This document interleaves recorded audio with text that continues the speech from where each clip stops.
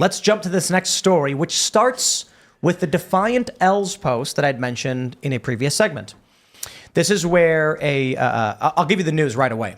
Nick Fuentes will be unbanned on X. Elon Musk will reinstate his account and allow him back on the platform. How it begins. Welcome to the internet, my friends. Joshua P. Hill, in a tweet that Defiant L's posted, he says, today starts with cops attacking students for their solidarity with Gaza in Atlanta, Chicago, and Princeton, New Jersey. The Free Palestine movement, like every single movement for a better world, requires the abolition of police. 2 days later, he tweets, white supremacists are now marching in Charleston, West Virginia with no police in sight. That kid's a commie, too. Yes, I'd imagine. And super consistent in his thought, obviously. Elon Musk then responds, goldfish memory. He posted completely contradictory demands only 2 days apart. Certainly, if I want to steel man his position, it's actually that the police attacked the Free Palestine but didn't attack the white supremacists. Not that he wants police to do so. But we can certainly say, I don't think these people think that deeply, and I'm not going to give them the benefit of the doubt. In response to Elon Musk's post, one guy, Chris Futurist Z, says, you work for Jews, to Elon Musk.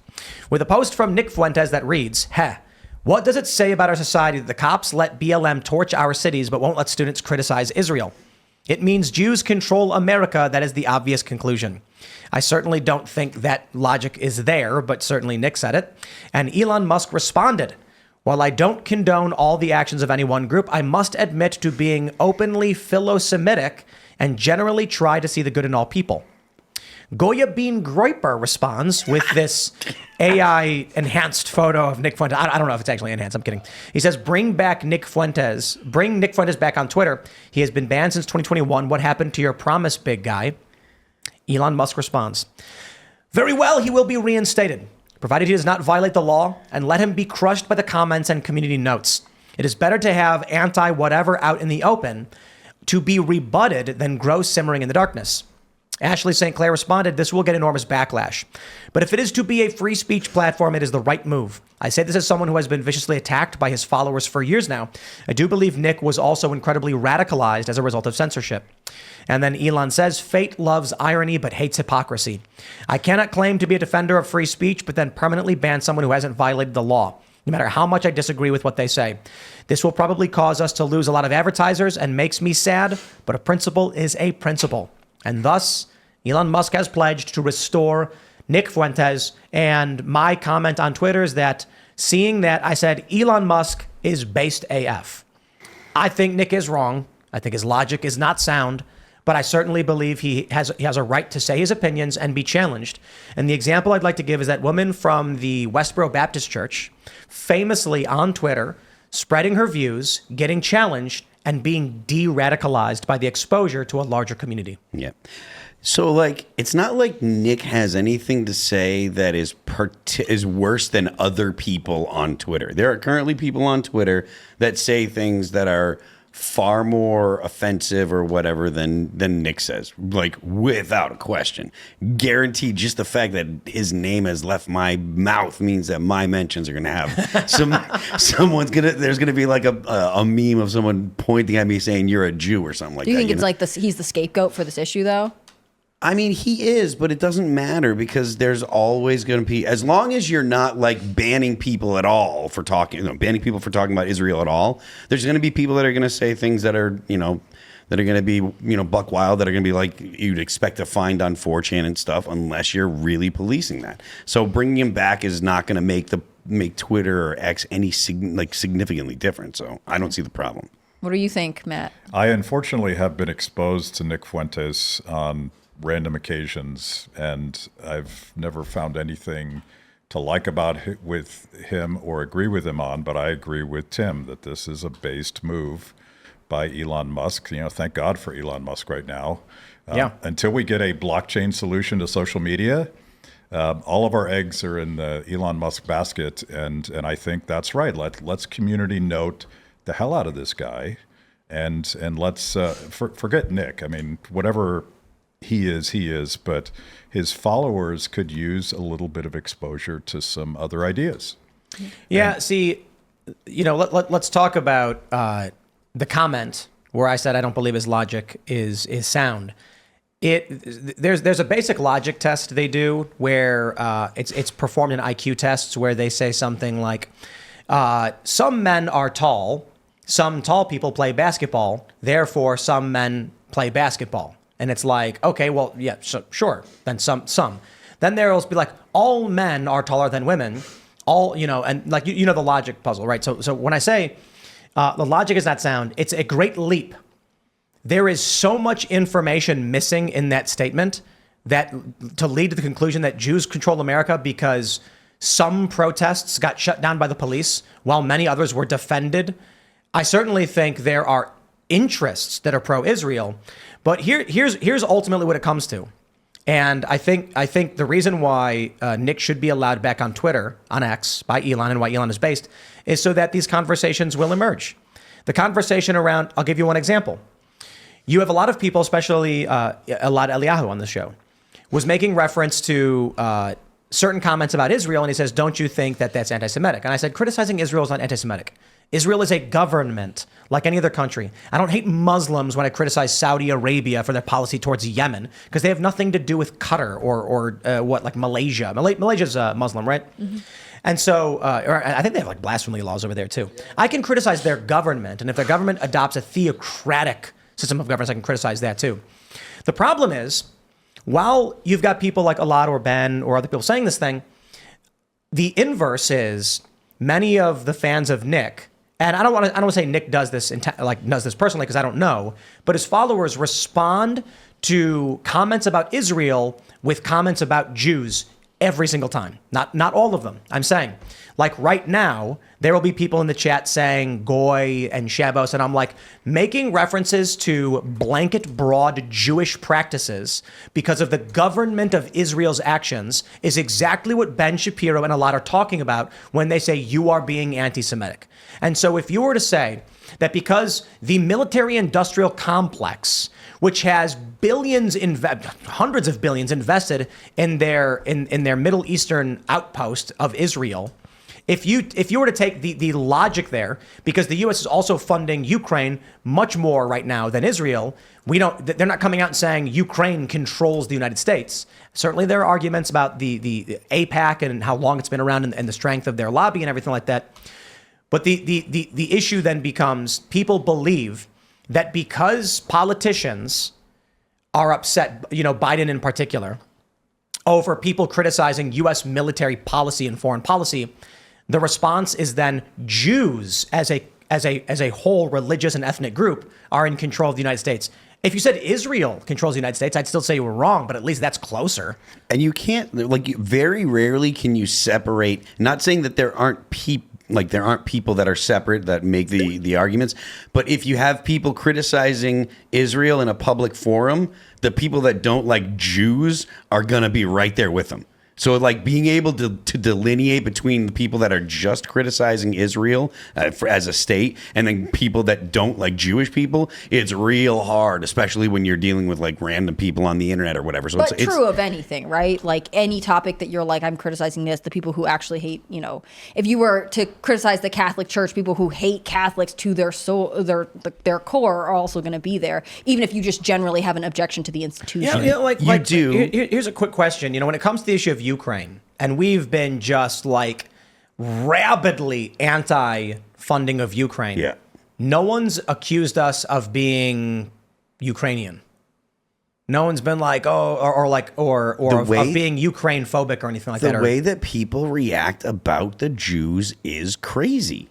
You can have a legitimate conversation about Israel, and that's fine. But you still are going to attract some people that are going to say some whacked out shit about Jews. It happens. Is there an equal? I was thinking about this when it comes to the argument that because Jewish people are overrepresented in media and stuff, that shows that they control this, that, or otherwise. And I'm like, is there a similar argument about Arabic and Muslim control of oil?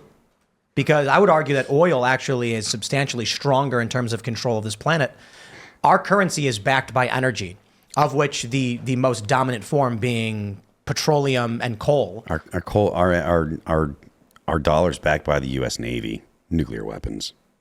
Right, but the actual function of the dollar's value is energy. Mm-hmm. What is the energy output? And so when you print more, the backing of currency, fiat or otherwise, is the energy output. So when I trade money to someone, I'm exchanging that for, at its root, how much energy they can put into a system in exchange for me and the direction of that energy. I'd say that the Middle Eastern nations controlling massive portions of global oil trade, the Houthi rebels, shutting down the Red Sea, threatened like half the world's oil trade. Are we sitting here being like Muslims are controlling America because of oil? Like, look at OPEC, look at Saudi Arabia. Saudi Arabia doing the weapons deals, and then the U.S. is bombing Yemen on behalf of Saudis who are upset about it. Do we come out and say Saudi Arabia controls the United States? The funny thing is, you've got people posting on Twitter these conspiracy theories that Israel was involved in 9/11, and I'm like, Saudis were involved in 9/11, and Saudis are dictating U.S. policy over oil and getting us to bomb people on their behalf. Where's the argument that Saudis or Muslims control the United States? The reason people say the reason that there's tension with Iran is because of Israel, and there's some truth to that, but they ignore the fact that there's absolutely a fight between Iran and Saudi Arabia. Iran's Shia Muslim, Saudi Arabia's Sunni. Like, there's all kinds of history between the Persians and the Arabs and stuff. There's all kinds of reasons for Iran and Saudi Arabia to not get along. And if it wasn't for the fact that Israel's there to take the heat, there would still be regional conflict between Iran and other countries, because it's not a monolith in the Middle East. You still, like, the Kurds are fighting. There's still the civil war in Syria. Like, sure, there's the focus of Israel that everyone's focused on now globally, but it's not like the Middle East is a peaceful area. Now, granted, people are going to say, "Oh, the U.S. did it," and there might be some validity to that. But even going back to the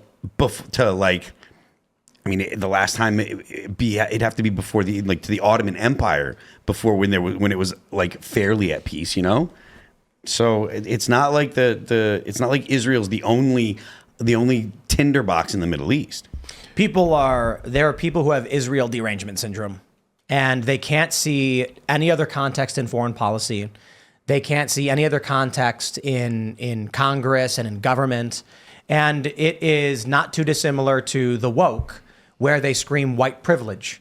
There are too many white people in finance. There are too many white people in the military. There are too many white people in movies. There are too many white people in government. White people control this. White people did this. White people did that. And then you have now people on the left and the right who are like, the Jews have too much control in the housing market. They're overrepresented in movies. They're overrepresented in politics. They're overrepresented. And I'm like, yeah, great. The privilege argument again. I'm not interested.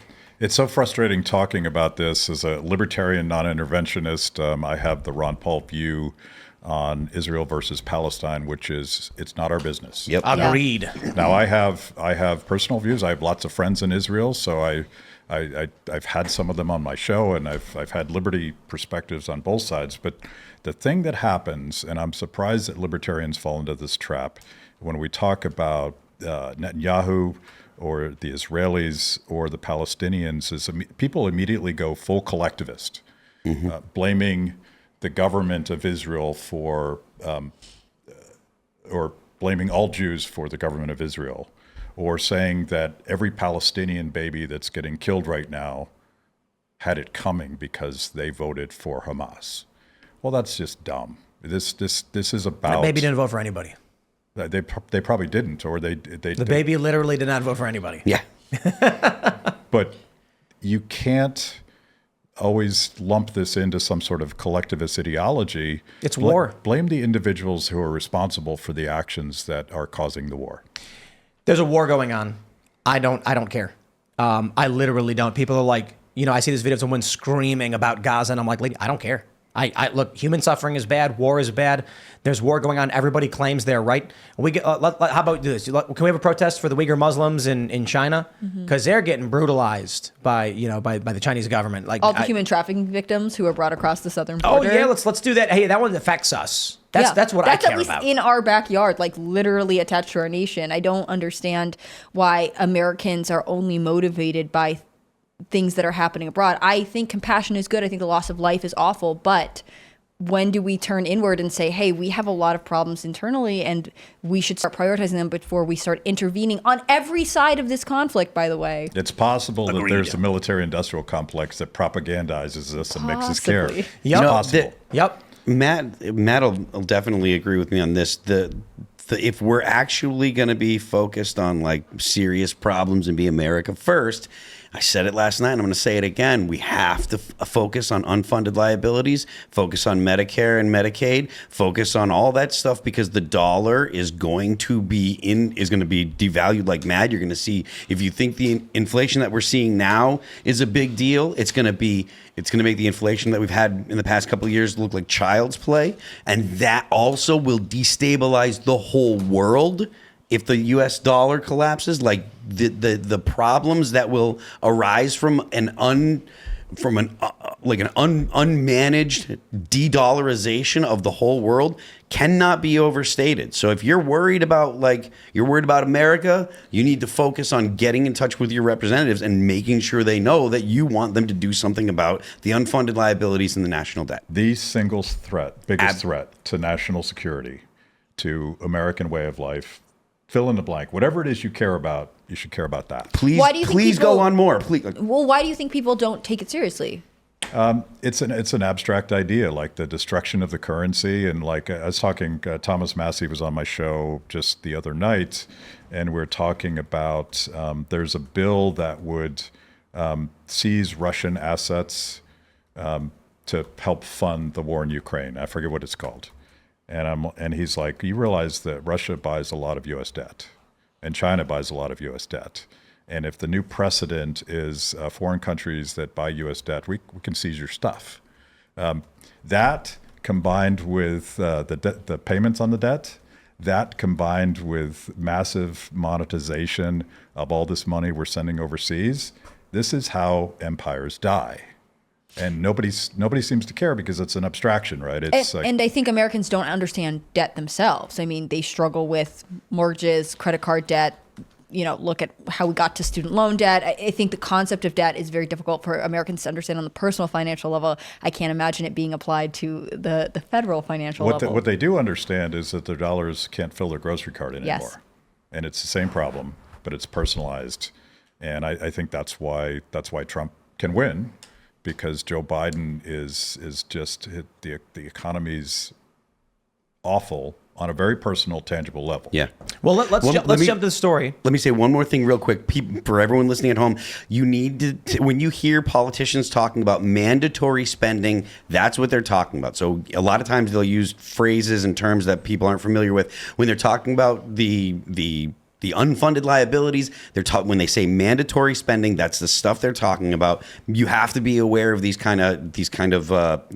terminology so you know what they're talking about. That is the thing that will literally kill America. You want to go and stuff your basement full of food. This is what you're actually stuffing your basement full of food because this is the biggest threat to the U.S. Thanks for watching this clip from the Timcast IRL podcast. Hang out with us live Monday through Friday at 8 p.m.